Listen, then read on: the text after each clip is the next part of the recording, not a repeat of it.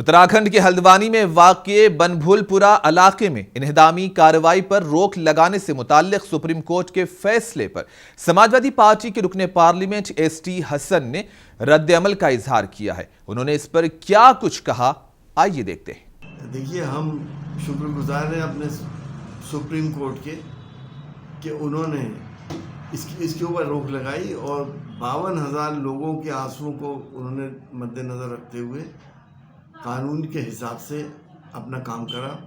جتنا بھی ان کا شکر ادا کیا جائے وہ کم ہے۔ اس پاک پروردگار کے بھی ہم شکر گزار ہیں کیونکہ وہی سب کے دلوں میں اور دماغوں میں ڈالتا ہے۔